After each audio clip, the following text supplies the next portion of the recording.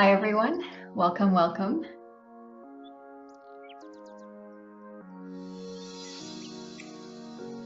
All right. I'm starting to share my screen. Can everyone see it?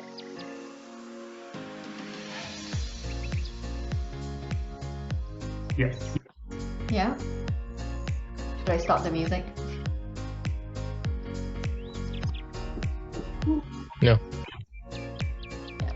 People are still coming in. It's up to you. You can wait another minute.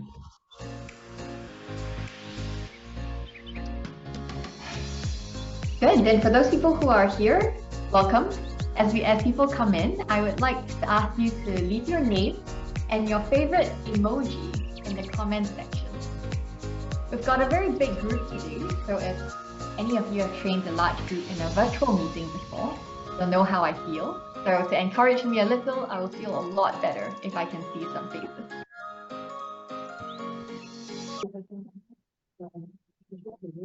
All right, I see some really nice smiley dancing emojis. I've got, well, next, the devil emoji. This is a first.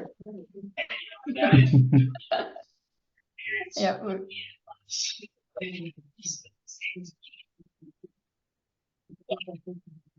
We've got rocket ships, a lot of oh, actually, if someone's speaking, we can't hear you so well.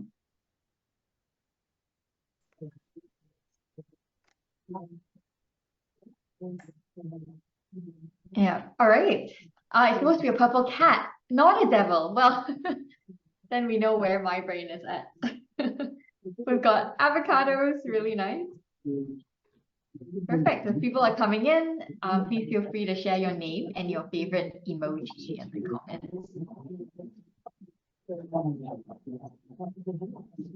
Good. All right. I think we can. Sophie is speaking. I muted them. I think it's just background noise. It's just background noise. Okay, someone's having two calls at the same time, I think.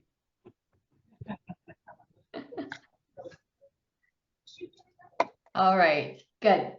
So as we start, just a note, we will be recording this session because we have had a lot of serious complaints from the APAC region that our timing is not friendly to them. So let's be inclusive and have a recording so that we can also share it with our APAC friends in the L&D Shakers community. By the way, if anyone does not want to be recorded, feel free to change your display name, turn off your camera, but still be part of us.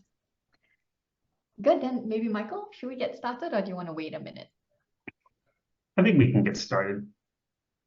Okay, good. Then for those people who have just joined, I was giving a little bit of an treaty beforehand, which is that if you've ever trained or worked with a very large group of people, you'll know that it will be very helpful and reassuring to see some faces.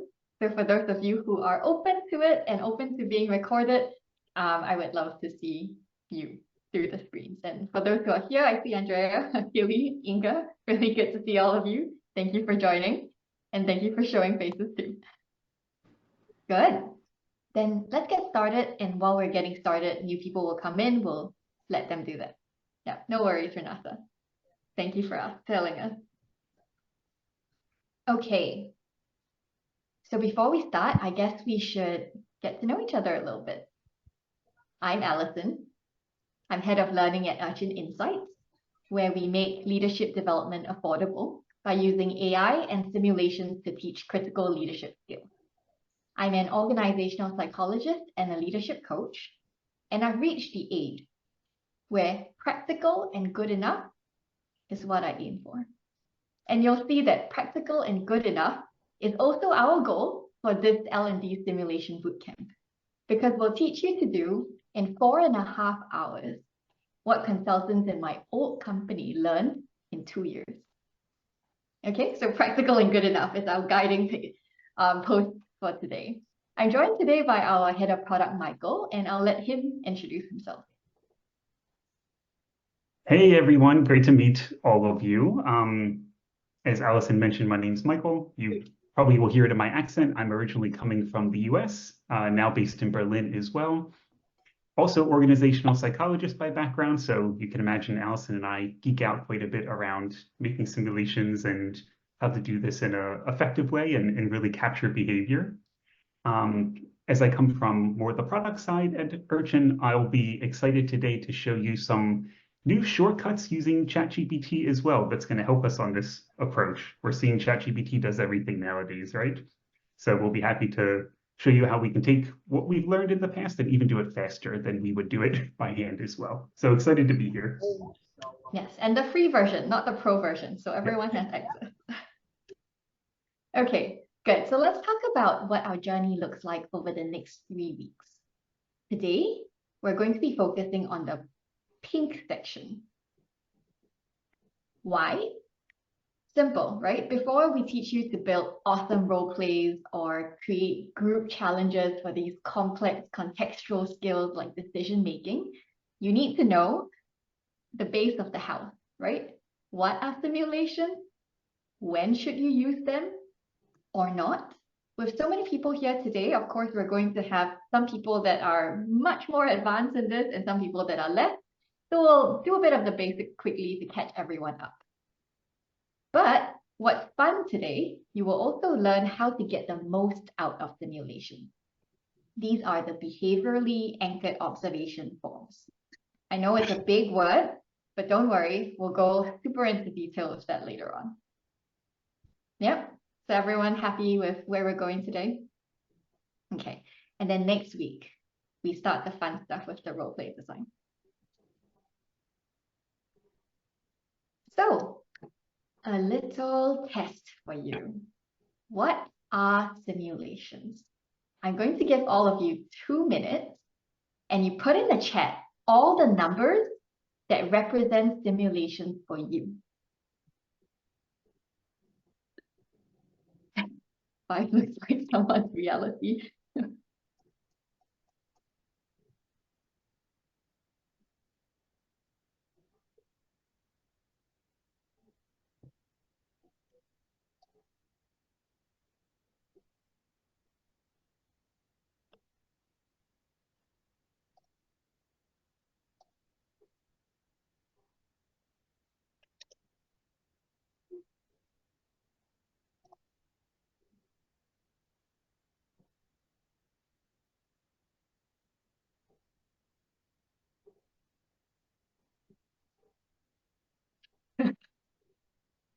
Eileen is definitely, we are in the Matrix.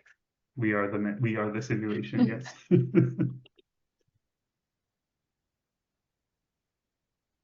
Yeah, they all can be simulations, yeah. I see how you're all trying to catch me on my trick, right? It's like, which ones? And all of them, I don't know. But I hope all of you are noticing in the comments that people don't think the same as you. That the thing is all this, it's all this time I feel like talk to and research always.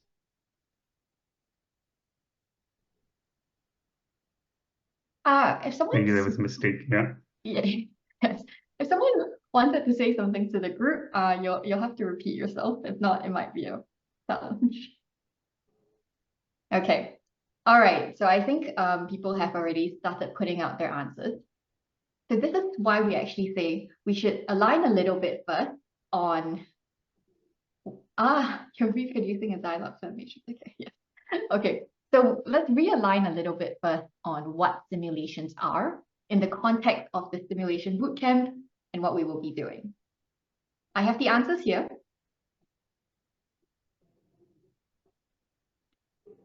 They are outlined in green. So the simulations, only from our definition, only 1, 5, and 8 are 1, 5, and 7 are simulations. Who got it right? Put a thumbs up on your screen. Yeah, okay, I see Jessica, thumbs, Andrea, yeah, Sarah, okay. And the rest are probably, I can't see you, so it's okay. But for now, it's interesting to know. So I'll let you remember a little bit now, right? What the numbers are and what they are as simulations. So let's move into actually what we would define as simulations. The simulations need to be replicas of real world environments. So this means number 3. I think someone said 3 was the simulation with the drill. 2 people drilling on the job, right? Even though you're teaching someone to do it and they're actually doing it, it's not a simulation because it's not a replica of a real world environment. You're just doing on-the-job training, which is a fantastic learning and development tool, but it's not a simulation. The second piece is that simulations must provide an interactive environment. So this means that a classroom, right, where we're doing classroom training, or a book that you're reading, or even e-learning with an AI video avatar, which I'm sure all of your LinkedIn ads are now about that, they're not simulation. They are just AI characters, right? Because it's not an interactive thing. You don't have an environment in which you're touching things, you're interacting, it's responding to you. And lastly, simulations do need to provide and allow for what we call risk-free and controlled practice. Yeah. So these are the 3 things that anchor what simulations are. So I'll go back 1 slide and I'll let you see it again.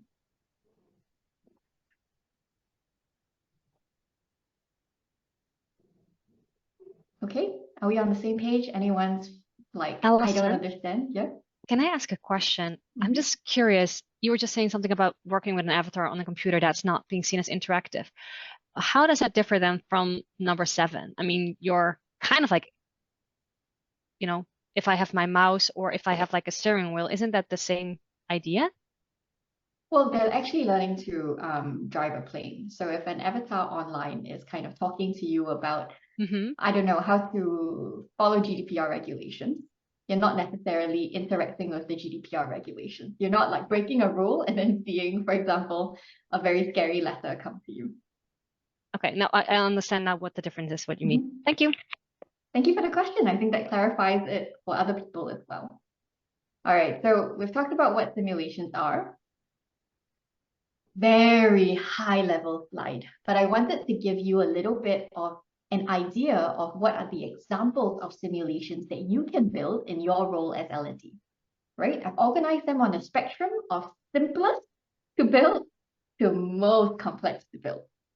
So the L&D simulation bootcamp is really going to teach you the simplest part, right? So that's the role plays and the case studies.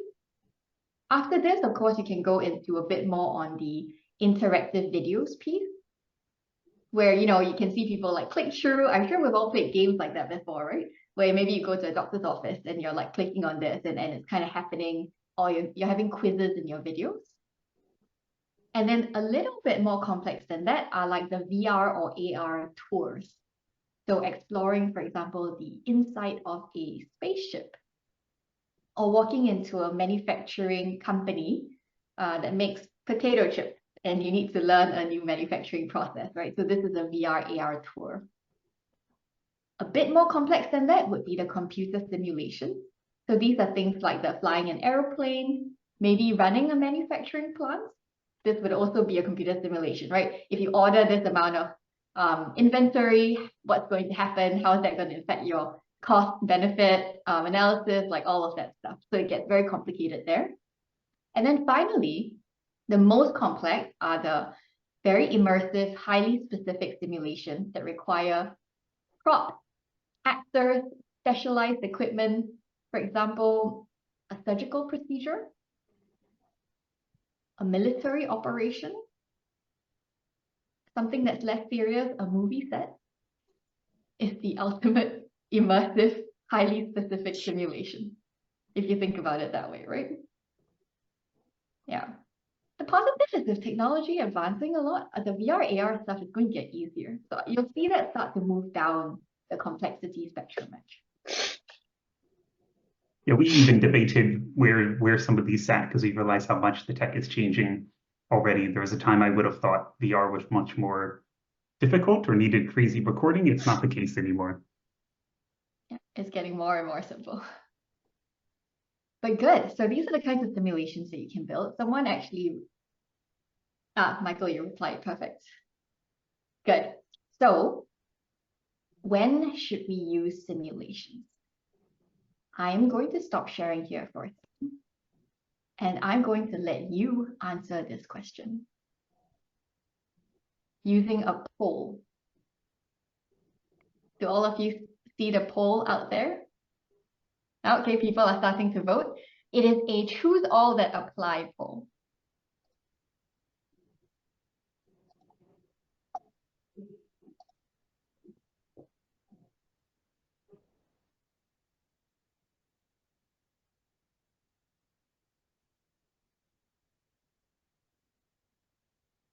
I'll let you in on a secret, which is in terms of my training style, I will never trick you and say they're all relevant.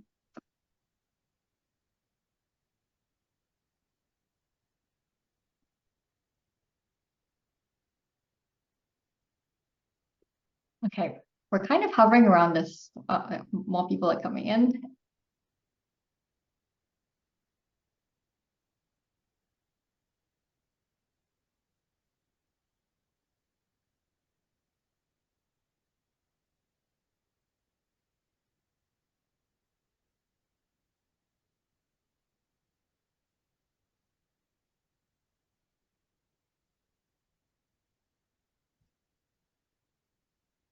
Okay, some people are thinking very hard about this. I appreciate the earnestness with which you're taking this poll. It says 100% answers for you, Michael. Yes, you can't see the slide anymore because I closed it so that you'll focus on the poll.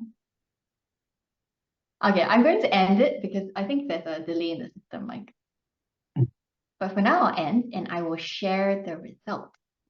Can you see it? Hey, thumbs up if you can see it. Okay, good, awesome. All right, so once again, we're kind of in a situation where everything was chosen. But you're actually very right in many ways.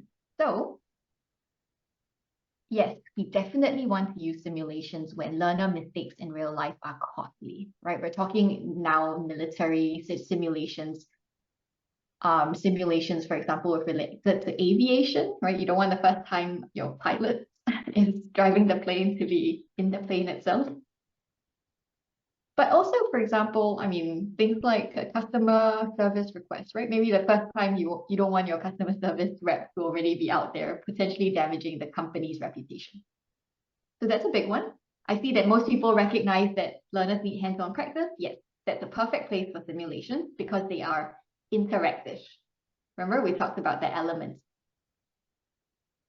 I'll skip the learners don't feel safe making mistakes. We'll go into the skill involves real-time decision making. Yep, if it requires that. So things like, once again, medical procedures, emergency response protocol. So for example, fire drills, they are simulations, right? The fire rings, everyone goes off. So this is also something that's actually important, and you can see that this is how we use simulations. The skill involves real-time decision-making. Learning on the job will be highly disruptive. So I know that we all come from different backgrounds, but for example, there are situations where, like you're in a manufacturing plant and you actually want to implement a new process. If you were to learn on the job with the new process, you might actually be disrupting the entire manufacturing process, potentially costing the company millions of dollars. So in that situation, you don't actually want them to be learning on the job, right? You kind of want to take that away and out of that scenario. And then finally, of course, if it involves managing emotions or it's very stressful, actually simulations are a really great place to build confidence and to build experience going forward. The trick here, the one that's not correct, not really, I mean, yes, is that learners don't feel safe making mistakes. And for this, I'm going to stop sharing the poll and I'm going to share my screen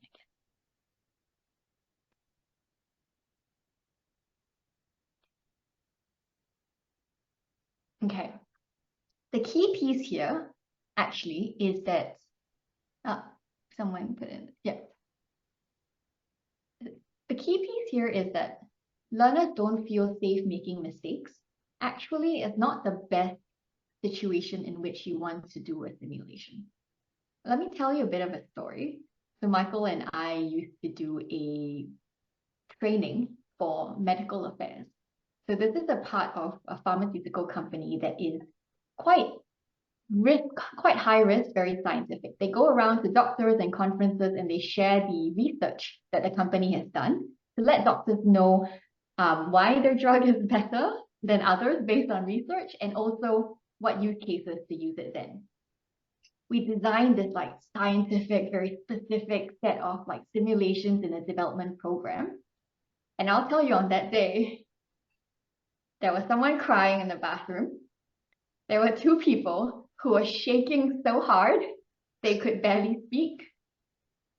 And there were people that were just like, I was so nervous, I couldn't even do it properly. I didn't feel safe, right? So you cannot judge me based on that. And I think this is a very important example. I'm telling you the most extreme story, but you can design the most powerful simulation. But if your learners are not actually engaged and fully willing to practice, there's no point. So it's really best in environments where you can bring some psychological safety in it, right? And that they actually feel motivated and willing to engage. They know why they're doing this and why it's important for them.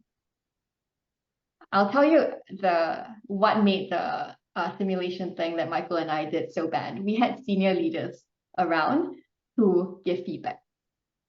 And it was a low safety organization. Yeah, okay. So second thing as to when you should not use it actually is also around the resource question. Because simulations are quite difficult to maintain in the long term, as you have many different, kind of new information coming in. And it's also hard to keep rolling out if you don't have an expert or, a SME at least around in order to give good feedback. So something to think about with simulations is really, can you maintain it in the long term and have the right support in it? Yeah, I'm seeing Inga say it's true for all development solutions. If the learner is not engaged, it won't land. True, but not everything risks potential crying in the bathroom. Pros and cons. I'm saying this a little bit to caution as well, right? The use of simulation. Good. Then Michael, I think you can take us through. I'll stop sharing then so that you can share. Yep, perfect. Okay.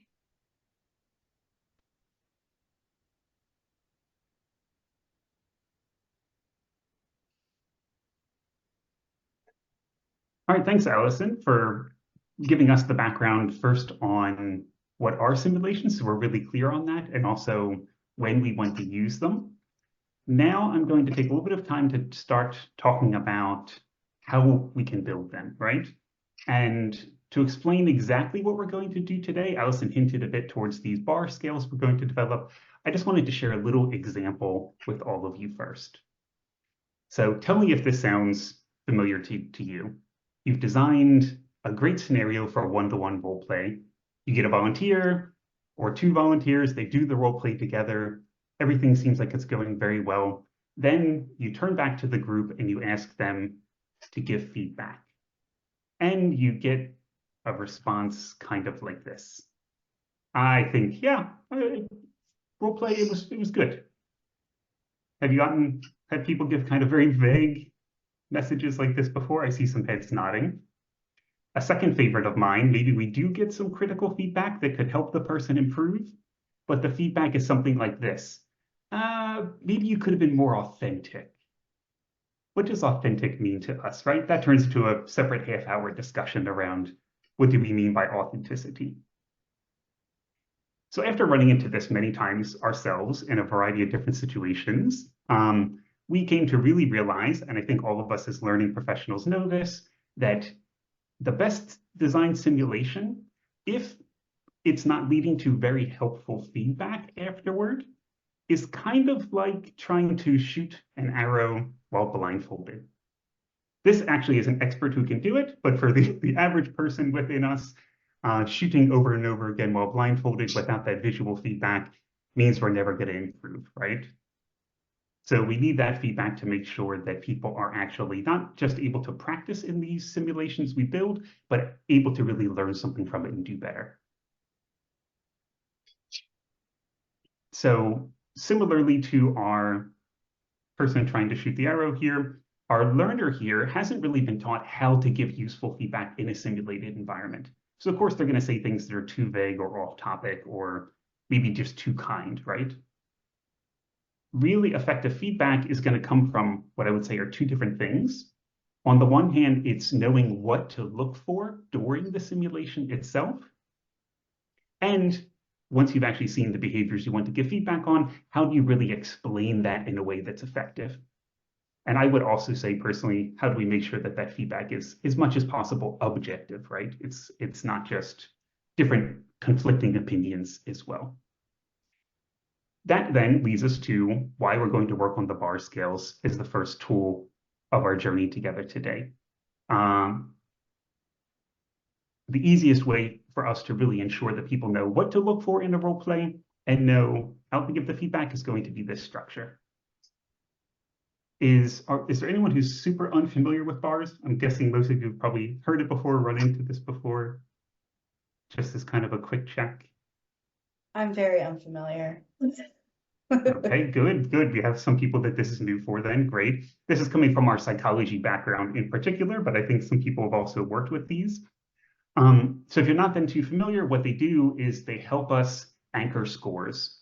So if you take something like a 1 to 5 scale, I know this is kind of hard to read, it gives us specific examples of behavior to be able to anchor what do we mean by a 1? What do we mean by a 3? What do we mean by a 5?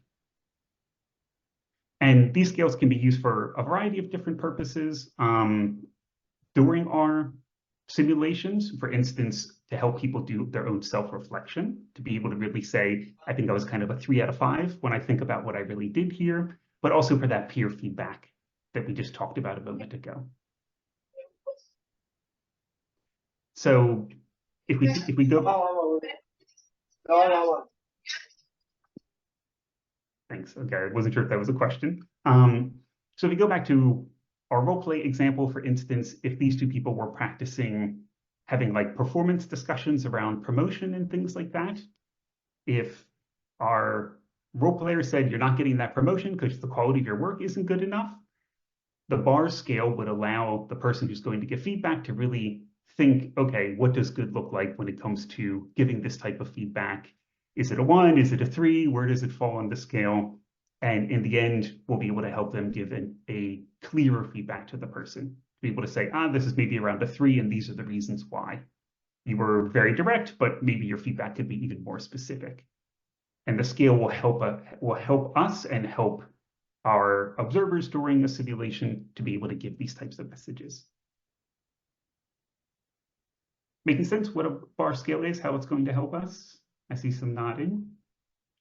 Good. So again, for those of you who maybe were already familiar with it, if you've ever built these, and I was hinting to this a little bit earlier when I did my own introduction, these used to take forever, to be honest, and they weren't always they're one of the more effective tools because it helps people really benchmark, but it was really effortful to build.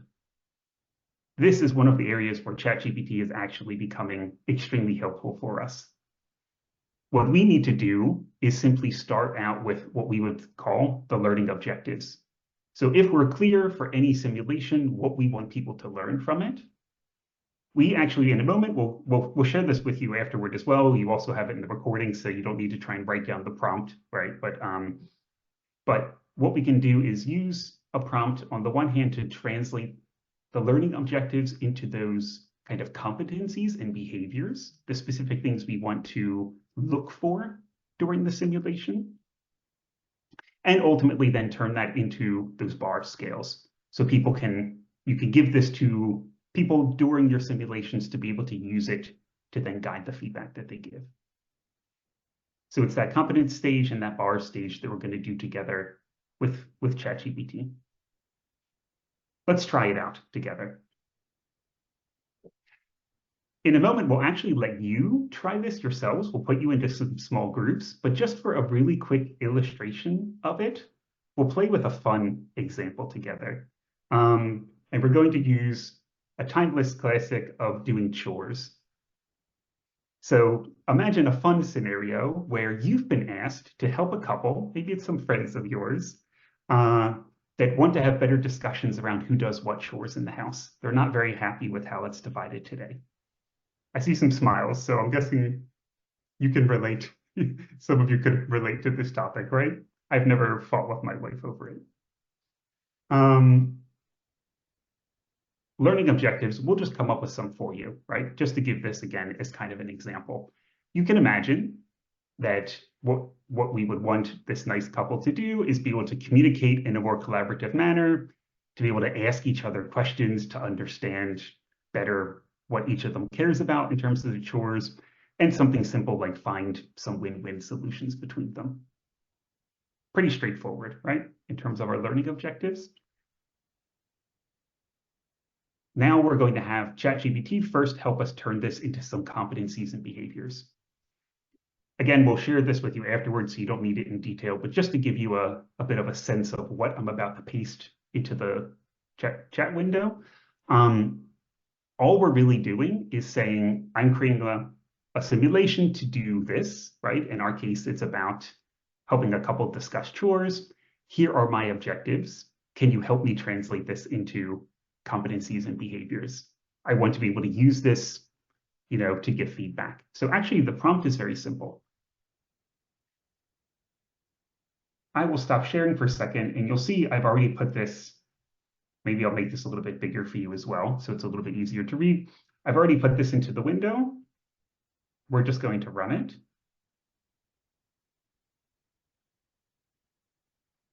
Maybe ChatGPT is not wanting to be your friend today. There it goes.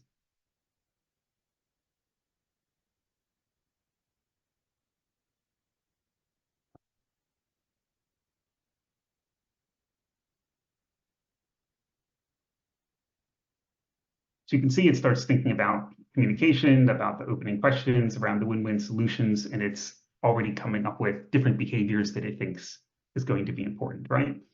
Collaborative is going to be about I statements and things like that. So this is the first step where it's starting to just break it down for us. Second then is we wanted to help us really turn this into a form, right? Some sort of observation form that we can use. This one's a little bit more complex, but basically we're asking it to turn it into a 3-point scale. You see I use like an expectation scale. You can use if you have other preferences that you like frequency or stuff like that, you can play with it. And then we're just telling it to put it into columns and rows. So it's a nice table that we can use. So this is essentially what the prompt is about.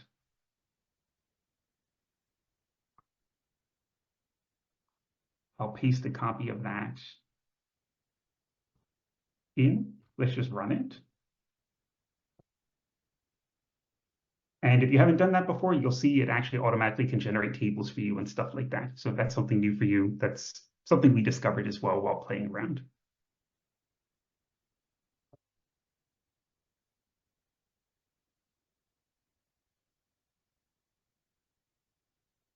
So as it finished generating, you'll see what it did for us is under things like collaboratively communicating together, it came up with different things. Am I using I statements to express my own concerns, right? So it's coming from me rather than blaming, right? Blaming the other person, avoids blaming language and so forth. And then really gives on like a 3-point scale, here are some examples of what behavior looks like. So when we talk about behaviorally anchored, that's what we mean, right? It's anchoring meets expectations or exceeds expectations into more specific details. Now, of course, this Michael, we generated. can pause a bit too, because I think we just went through a lot of information. Good point, Everyone thanks. following so far?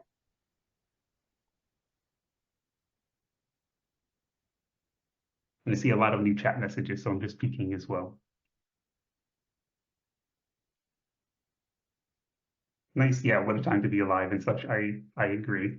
We used to spend a day or two coming up with these, writing little cards, sorting them, clustering them, trying to make it pretty. Right now it's 30 seconds.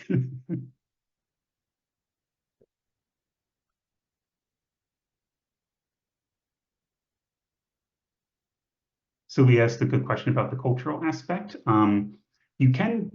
So 2 things. I wouldn't necessarily just take this, right? Copy paste. We do have a little bit of work still. I would look through it.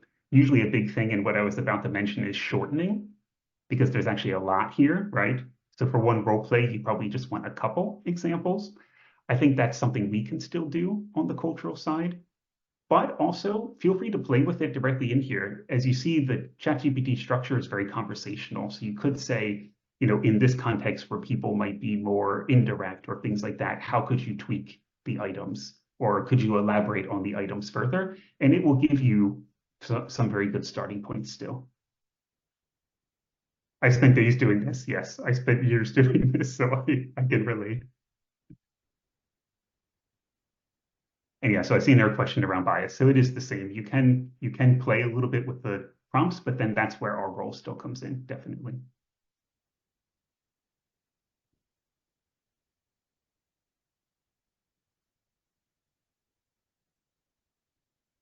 How do you validate?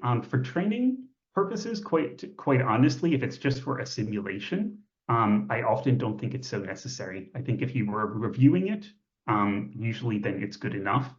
If it's really for very specific purposes in the organization, what we've also done is create a draft and then maybe run it through a senior leader or someone who's your partner within the business, who then is helping set expectations for what good looks like for the people who are being trained. And that can be a way to kind of also cross-validate if it's necessary. But it really depends on your use case. So I think something to, we talked about practical and good enough. We're talking about development. You should not be doing this methodology if you're using it for assessment. Okay. Yeah. There's a warning out there. This is not meant for an assessment format, because then all the things people talked about with cultural issues, biases, this is a good way to get some potential legal trouble. Yeah, good point. We come from a development background, so my brain is naturally there, but yes, simulations are also used for assessment, right? So I would do it in a more rigorous approach than that.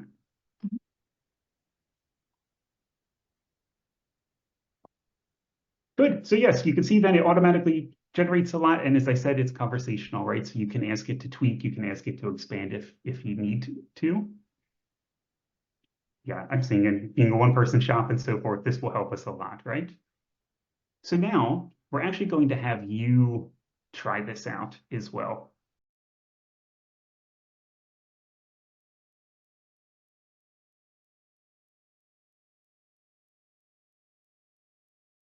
Welcome back.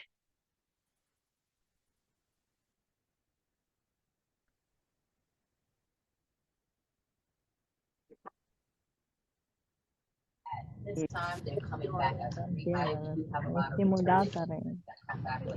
Okay, all right. For those people with some background noise, it would be great if you could put yourself on mute. All right, okay, so I think we're all back.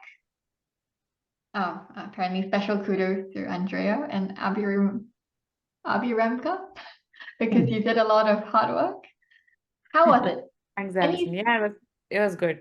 We had fun. That's good. Any questions, any thoughts after going through the process by yourself? I do have a question. I don't know if this was maybe related to how Miro works, but when we were trying to copy and paste the table, it doesn't actually paste as a table. So the tip is if you saw it on the purple instructions on the side, when you're doing it in real life, take the table from ChatGPT, put it into Excel or G Sheet, and it will automatically go into that format. And then that's the format that you can use to share with your stakeholders and discuss internally in your team. Perfect. Yeah, I was copying and pasting it, seeing if it would like copy and paste into like Word or something, but I should have thought of Excel first. Thank you. Yeah, it's also in the instructions. So if you kind of in the future, like you just want to follow the process, you can look at that. But I know that we just dumped a ton of information in all of your minds, right? So I tried it in something like Miro and it does work, but only if, you know how when GPT starts talking, it says like, sure, I'll do that for you. And then it does the table. If you actually say to it, give me just the table and click the copy button, then it should paste correctly. Because I think Miro thinks it's all text because that first sentence is text. But yes, in general, it sounds like, yeah, but if you wanted to kind of give you just the data, you can do that as well, and then throw it into any tool. Yeah, I mean, a role play simulation for change management is probably one of the more complex things you would design by yourself. And you all just did this in 15 minutes. Okay. You know, I think it's important to recognize what a big accomplishment this is. Okay, are you proud of yourself? Good. Do that and then go have a good dinner today. Because yeah, with this method, you really can build a lot of different, like what good looks like for the different simulations that you'll go into. Then before we wrap up, any last questions? This is your chance to ask.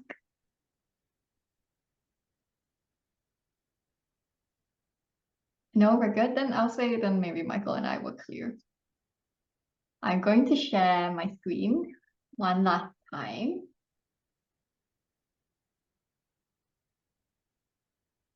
Okay, can everyone see it? Good. So you know what simulations are now. You know when you should use them. You've also learned about behaviorally anchored observation forms, bars for short. Really, you can shorten them to what good looks like, right? It's perfect for, as we said, self-reflection, so that, you know, sometimes you put someone through something, they think they did very well, but when they look at the bars is when they go like, ah, actually, I didn't do this, or I didn't do that, and I didn't do it so well. So it's really great for calibrating across your organization what good looks like in different situations. So you've learned all of this, then next time we will teach you how to build some amazing role plays, customized for any role, any industry, any situation. But as always, it's just going to be good enough, right? It's not going to be perfect. And that's what you're going to be able to learn in 1.5 hours. Good. So we're early. If everyone has learned what they've come to learn, thank you. We very much appreciate you coming. You could leave. Anyone who has questions, feel free to stay on. We have our time blocked until the hour. We'll be happy to talk to you. And I'll stop sharing and say thank you. Thank you. Thanks, Alison, Michael. Thanks, everybody Bye. else. Thanks. You, bye. Thank you, everyone. Thank you, everyone. Bye-bye. Thank you, Thank you, everyone. Alison.